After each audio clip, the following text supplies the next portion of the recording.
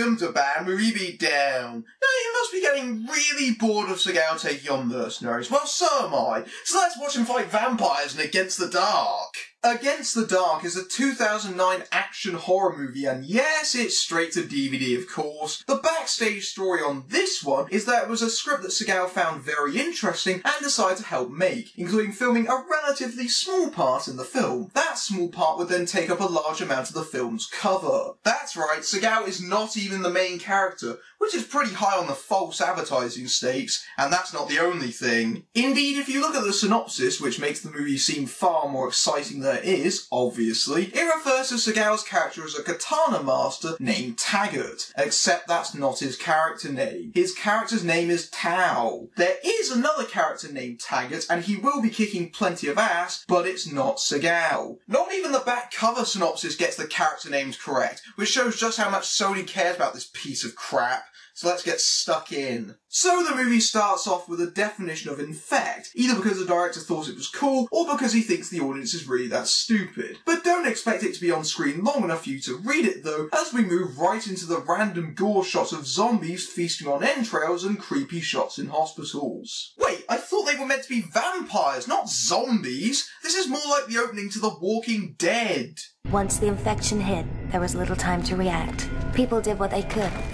But since no one was immune to the effects of the virus, authorities were ultimately helpless as the infection rapidly spread. Gee, someone has seen the Resident Evil movies. All that was missing was, "Hello, my name is Alice and I work for the Umbrella Corporation." The cliched narration continues, and I'm pretty sure these shots come from other movies. Anyway, Not Alice talks about how the survivors formed vigilante groups called Hunters to fight the vampire zombies, including this one led by Seagal. A kid who, for reasons completely unclear, is wandering the infected streets at night, tries to outrun the vampire zombies and gets cornered, and that's when the Hunters come to his rescue. You'll notice how little Seagal actually does in this scene, and instead the actual ass-kicking is left to the others. You'll also note that the Hunters are predominantly armed with blades. You know, weapons that tend to spill blood. In a virus-infected world, I don't think I'll be running around with a giant blood-splattered sword, but then again, Seagal is obviously too badass to get infected. Let's get this boy out of here, take him to a safe place.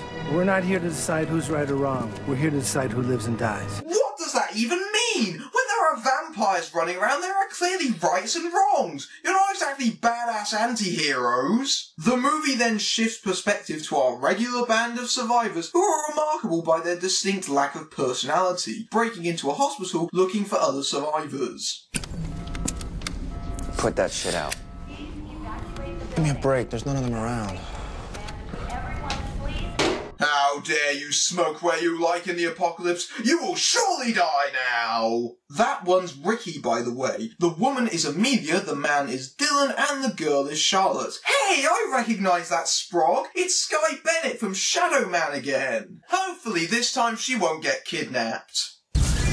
Charlie, you okay, Amelia? Jeez. Glad to see her acting's improved. Indeed, there are other survivors already in the hospital, as Dorothy is asleep having a nightmare, which is another excuse to insert random shots of gore. Just because your movie is really gory, guys, doesn't mean it's any scarier. The other survivor is Morgan, who walks into the room in slow motion because it's scarier, I guess? They need to leave the hospital because the generator is dying. The two bands of survivors bump into each other. She's sick. We're here for the medication, that's all. I was a student intern here before the quarantine. Most of the medication was stolen months ago. We haven't seen another person in 3 weeks. Neither have we. Which way? The pharmacy? Down the hall.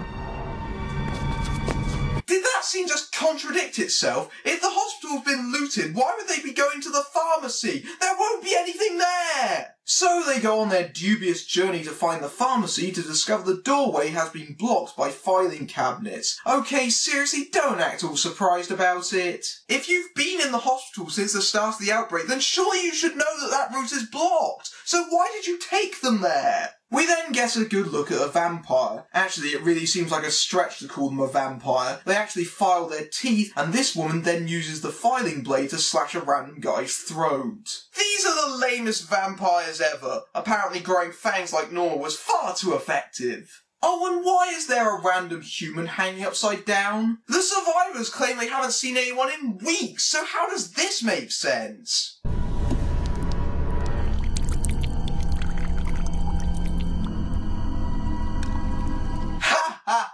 She's allergic to Mondays because she's infected. That's hilarious. Now I'm much less afraid of them. We need to reach the sub-level. There's a security door that's the only safe way out. But the generator's dying. With the power gone, we can't open it. What happens if the generator fails before we reach the sub-level? We'll be trapped. Well, it's not like you're going to be trapped in the building because there is still the broken window the survivors came in through. If you wanted to, you could climb right out of there. Oh, shit. That is creepy. Jesus. Amelia, What? it's just that... Stop it, Dylan. Whether we take the Lord's name in vain doesn't mean a goddamn thing anymore. It's just us and them. Are we seriously having discussions about taking the Lord's name in vain in a vampire apocalypse? Jesus, get on with it! It's not like you have much time, so stop gawking! Obviously, the best idea is to not go a different way again, but to take out this barricade in front of the door that was obviously meant to keep something inside. Abandon all hope, ye who enter here. Oh boy, let's go right in! A joke shop eyeball! It's not like I've seen worse than that! And what a surprise! The corridor is strewn with blood and body parts everywhere. They are also shocked to find a room full of dead upside down people like it's a bloody trophy room from Predator. It's not like the blood written warning wasn't a tip-off, guys. And I'm no biologist, but doesn't blood congeal after a while? Meanwhile, the movie intercuts the walking in corridors scenes to the walking in exterior scenes, cutting to Seagal's team of hunters wandering aimlessly and constantly recycling footage. These scenes serve absolutely no purpose but to keep reminding us that they're still in the movie, and no doubt an attempt to boost Seagal's screen time no matter how recycled it may be. Taggart, you clear that area. Make a clean sweep. There's a fine example of recycling. How do I know it's recycled? Because 5 minutes later, this happened. Taggart, you clear that area. Make a clean sweep. Understand? That line makes sense in this scene because they're about to enter a building. What was he asking Taggart to do in the first scene? Sweep the empty street? So Taggart walks into the building looking for vampires. This is Cross. Do you copy? I've got a survivor. Taggart, if you can hear me, you need to be clear of Zone 7 by sunup. Hi, Johnny Cage from Mortal Kombat. How's that career doing? Yeah, not great it seems. Speaking of recognisable faces, Taggart should have a touch of the familiar about him. That's because he's Tanoai Reed, better known as The Rock's cousin. He frequently appears as his stunt double, including breaking several bones for the rolling down the hill scene in The Rundown. Taggart encounters a little girl who he thinks is a survivor, but is obviously your cliché scary little girl. Taggart gets to prove his badass credentials when he has to fight off the girl and several other vampires.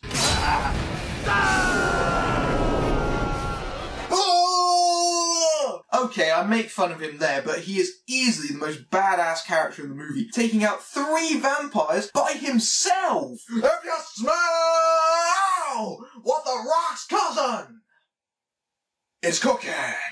In fact, he's so badass and putting in so much more effort than obviously phoning it in Seagal that it actually shows up the supposed star of the movie. But then again, when you're as old and bloated as Seagal is, it's quite easy to be shown up. Also, you may think that Taggart had entered the hospital judging by this set. Nope, it's just that they were too cheap to find a different building. You could have found a room that wasn't covered in medical equipment, guys! And yes, that scene may have been narratively pointless, but I'll gladly take that over these intensely boring scenes with our survivors doing the cheapest thing you can do on film. Talk. A lot. We're a team now, yeah? Dorothy and I have been doing okay. We've survived by relying on each other. I think this scene is missing something. Relax, dude. We all want to keep breathing as much as you do. I just want to keep it simple. Find a safe camp. What's your plan? I ain't got a plan. Exactly. What? I gotta keep my attention span invested somehow. And everybody thinks that they're vampires, but they're not. They're mutants. Seriously, people, just call them vampires. We don't need ethical questions about whether or not they're human anymore. I mean, if we're gonna call them mutants, let's call them vampombies, because we might as bloody well. And sure enough, a vampire comes out from one of the stalls and attacks the pair, but Morgan manages to incapacitate it with shoddy editing. Where did it come from anyway? The toilet bowl? The survivors make it to the examination room and they look for medicines. What if we are the only ones left? It means we're the monsters now. This world isn't ours anymore. Obviously someone has been cribbing notes from a book report of I Am Legend. They find some penicillin for Charlotte, but it's time for a pointless stupid scare. Their reaction, dull surprise and backing away. Terrific acting there. Moving away from the same blood-splattered corridors to a military base, where Keith David, who looks rather ashamed of himself, flies in to speak with Johnny Cage, who has been helping coordinate the civilian hunters. The infected retreat indoors when the sun comes out. You know where this is heading. You want to sterilize the area. But right now, we've lost contact with our group on the ground. So we can't verify that they'll be out of here on time. Wait, Taggart's radio was the only form of contact? Good to see they were well equipped. Back with our survivors, another random vampire skirmish occurs in the morgue, causing them to split up. What about the others? Let's go the other way, darling. You just trapped them inside, you dick! They're still alive! Luckily, everyone gets out unharmed, albeit separated, so we get to see more scenes of people walking around lost. Cut to Seagal and his hunters making their way into the hospital from somewhere. If Seagal's team got inside, albeit off screen, that means there's more than one way to get out. This doesn't make sense! With Amelia, Dylan and Ricky, Dylan starts getting paranoid about blood on his hands and goes to the toilets, where he encounters Tommy. Why so? I hid here when I heard you coming. Are you alone? There's just 3 of us. 3 is a good number. There is safety in numbers. Yes, 3 is a very good number for my human centipede. You think I'm kidding? I'm not! Dr. Tommy Wiseau knocks out Dylan and takes him through a secret passageway so he can perform some sort of demented experiment on him. This comes out of nowhere! Has this guy been in the hospital all this time? How did Dorothy and Morgan not encounter his ass-to-mouth experiments? Things aren't going much better for the other group of Dorothy, Morgan and Charlotte, who encounter yet another vampire zombie attack, causing the girls to flee, and it looks like Morgan might be a goner. That's until Seagal arrives in the nick of time, of course. Yep, 40 minutes into this movie and Seagal actually bothers to get involved in the main plot. How nice of him! Charlotte and Dorothy think Morgan's dead and wander off on their own before a vampire grabs Dorothy and she gets in a fight with it.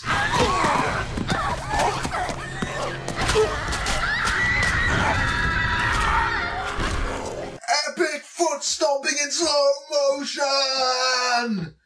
Actually, it's not really an epic moment. Unfortunately, Dorothy gets back to Charlotte to find that she has fled. And yep, a vampombi attacks her too. Here's a thought, arm yourselves! Then you wouldn't need Seagal to save your ass all the time. But sure enough, here comes Seagal in shots that were definitely not filmed in a completely different part of the building and don't even match. Who are you? My name is Tao. Kid, you should know who he is. He's Steven Seagal, badass mofo. He played your dad a few movies back, remember? Seagal returns Charlotte to Amelia and Morgan joins them. I've noticed another thing the director is doing to hide Seagal's weight issues. Close-ups of Seagal seem to be stretched to make his jowly face look thinner. Why the long face, Seagal? This is seriously desperate.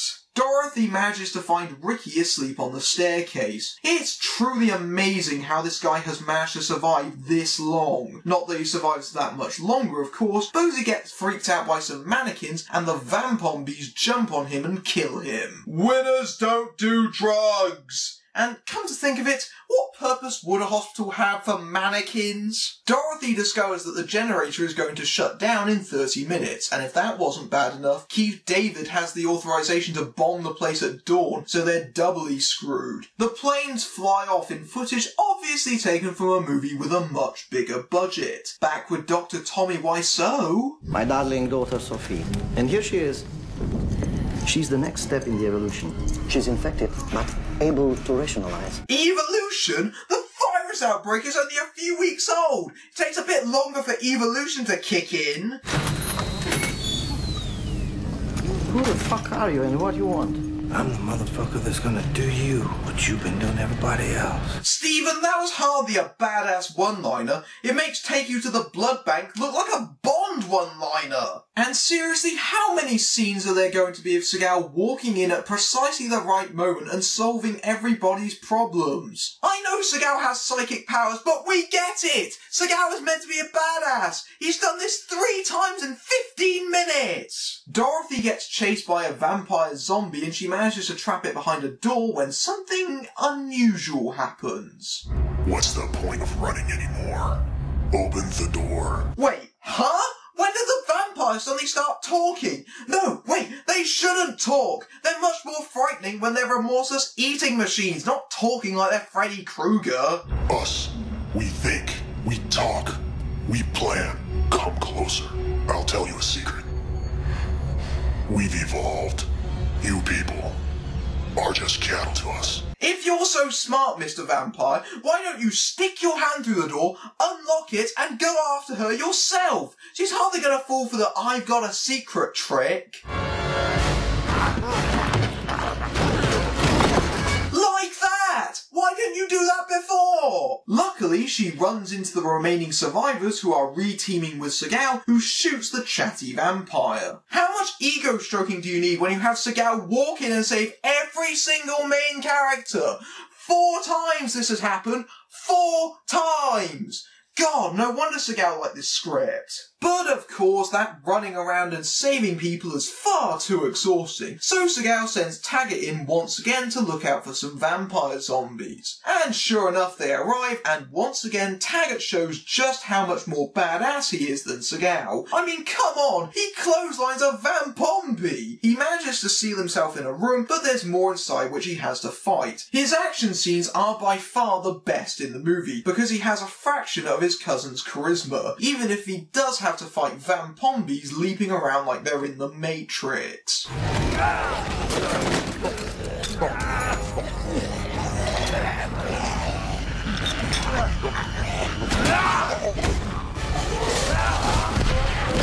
Wouldn't a grenade explode bigger than that? Or at least leave a bit more of a mess? So with Taggart managing to clear the area by himself through sheer badassery, the group make their way to a lift.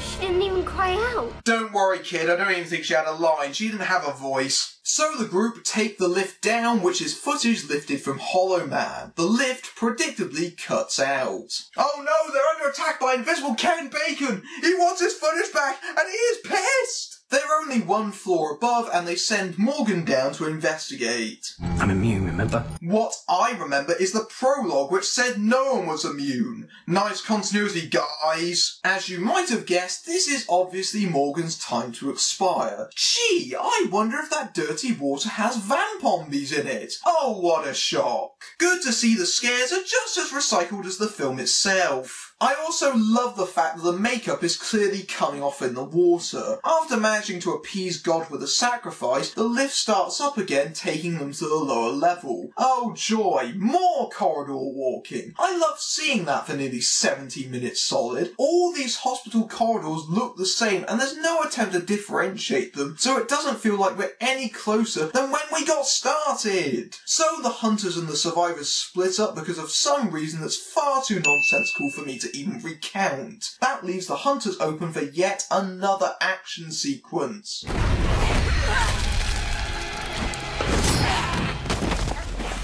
Did she get you? No, she just gave her a kiss on the neck. What do you think? So Seagal mercy kills her, which the film plays up as a big emotional moment even though we knew hardly anything about her. Elsewhere, Dylan spots a light and goes to investigate. Oh, you idiot. Even Dorothy thinks you're a dumbass. Stay away from the light, Dylan. There's too much symbolism. Of course, Dylan is attacked but luckily manages to fend the vampire off. Unfortunately, dumbassery is not solely confined to him as the 3 others take off without him and encounter this.